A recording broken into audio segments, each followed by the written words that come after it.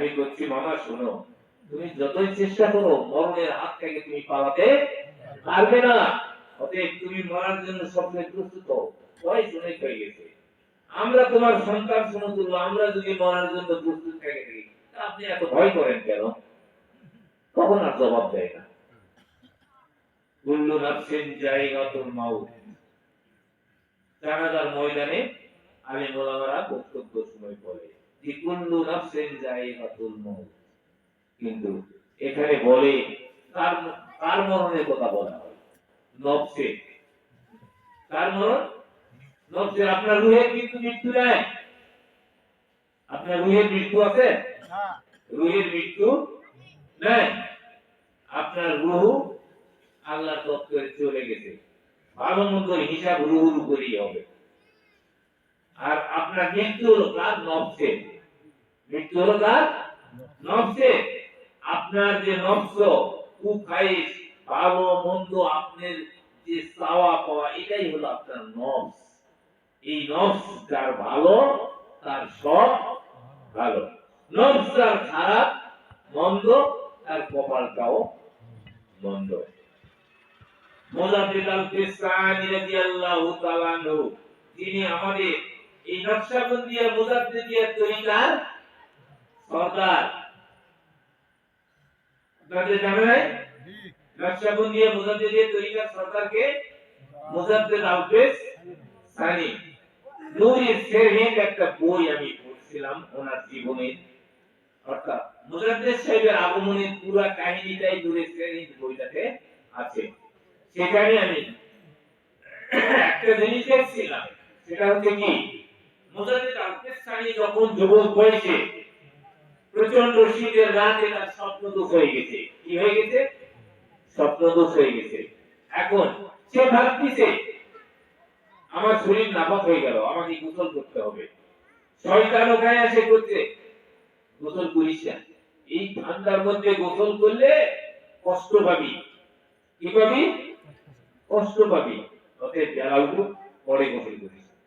শয়তান তো বলছে, যেদিন শয়তান সৃষ্টি হলো, যেদিন শয়তান আল্লাহর কাছে ভবিষ্যৎ হলো, সেই দিনই তো আল্লাহর কাছে শয়তান তার ক্ষমতা চায় নিতে যে আমি যেন আদমের রগে রগে শিরায় শিরায় যেতে পারি এবং তোমার বান্দাকে আমি এক ঘোনাকে জান্নাতে যাইতে দিব না। কিন্তু আল্লাহ বলে ঠিক আছে, সব ক্ষমতা করতে হবে।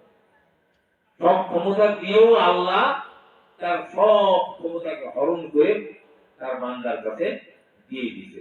যেমন তুই 1000টা করু, আমার বান্দা এক কথা করবে, তোর 1000টা শেষ।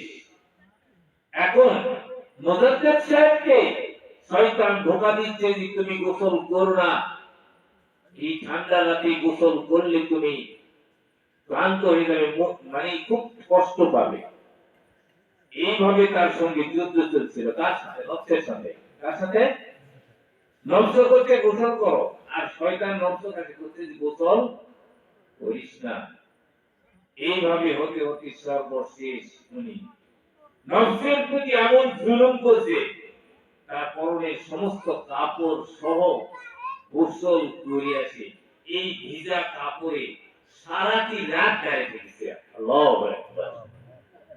তাহলে নফসের কাছে থাকবে, নফসে আমরা যেটা সেটা ওনার কাছে থাকবে। সেই দিন থেকে মুজাদ্দিদ সাহেবের কাছে কি হলো? নফসের কবর। নফসের কবর। আর এই মুজাদ্দিদ সাহেবের আগমন সম্রাট আকবরের সময়। কখন? সম্রাট আকবরের সময়।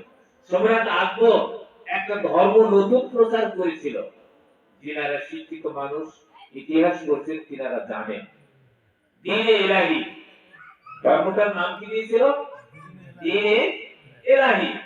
এইখানে আকবর নতুন কালেমা তৈরি করেছিল, লা ইলাহা ইল্লাল্লাহ আকবর তরিকাতুল্লাহ বেয়াদব।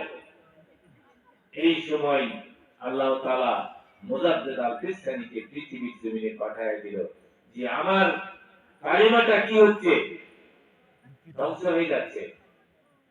মুজাদ্দিদ শব্দের অর্থ হলো সংস্কারক। মুজাদ্দিদ শব্দের অর্থ হলো সংস্কারক। মুজাদ্দিদ সাহেব এসে আকবরের এই দিন ইলাহিটাকে খতম করে দিয়ে আবার রাসূলের কালেমা লা ইলাহা ইল্লাল্লাহু মুহাম্মাদুর রাসূলুল্লাহ দুনিয়ার জমিনে কি করেছেন, আবার প্রতিষ্ঠিত করেছেন।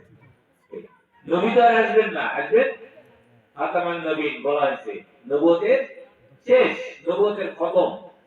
এখন আসবেন প্রতি 1000 বছর পর পর একজন মুজাদ্দিদ পৃথিবীর জমিনে আল্লাহ পাঠাইবেন। কি কারণে? ইসলামকে টিকে রাখার জন্য, জিন্দা করার জন্য, সংস্কার করার জন্য। এখন এই পৃথিবীর জমিনে এই দ্বীনের দাওয়াতগুলি কারা দিচ্ছে? আল্লাহর ওলিরা। কারা দিচ্ছে? আল্লাহর ওলিরা। এই আল্লাহর ওলিদেরকে নিয়ে এখন বর্তমানে মেলা কিছু, যাই হোক, করার পিছনে কিছু কারণ আছে। কিছু কিছু লোক অহেতুক পীর সাজে কি করতেছে, নানান প্রকার মানুষকে ধোঁকা দিয়ে খাচ্ছে, খাচ্ছে না? কিন্তু আমরা সে তাকে তো চিনতে পারতেছি না। এই জন্যই বলছে কামেল পীর যদি পাও, আমার পীরবাজান কি বলছে, তোমার জামানায় যদি কোনো কামেল পীর সন্ধান পাও, তুমি তার কদমে নেসার হও। বলেনি? সেই কামেল পীরের মানে সন্ধান পাওয়াটাই তো এখন কঠিন। মানুষ হচ্ছে লেবাসধারী, পোশাকধারী, বেশধারী। মানুষের এই পোশাকের মধ্যে শয়তানি প্ররোচনা, শয়তানি মানে অনুপ্রেরণা লুকিয়ে আছে, যা জানা বা ধরা কঠিন। কাজেই আমরা সামান্যতম সময় হলেও আমরা অত্যন্ত সূক্ষ্ম চিন্তার ভিতর দিয়ে, চেতনার ভিতর দিয়ে আমরা পথ চলবো, যেন আমরা কখনোই মানুষের ধোকায় না পড়ি, মানুষের ধোকায় না পড়ি।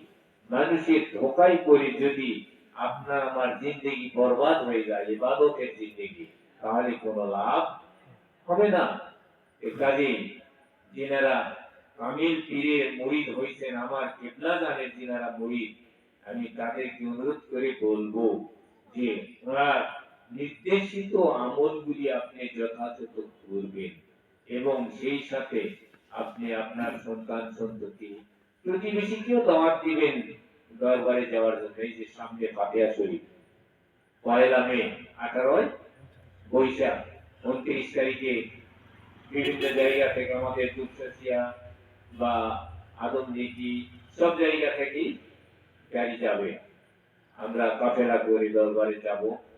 18 বৈশাখ মহা পবিত্র ফাতিহা শরীফ উদযাপন, এ ব্যাপারে আমরা তৎপর থাকবো বা সেখানে গিয়ে আমরা ফাতিহা শরীফ উদযাপন করে আসবো। এই ব্যাপারে আমরা সকলকে দাওয়াত দিব। কে যাবে কে যাবে না সেটা তার ব্যাপার, তবে দাওয়াত দিতে আমরা কি করব না, ভুল করব না। আর আমরা দাওয়াত দিব, সেই সাথে আমরা সেখানে কি করব, যাব, গিয়ে যথাযথ ভাবে ফাতিহা শরীফ উদযাপন করে আমরা আসবো। যাই হোক,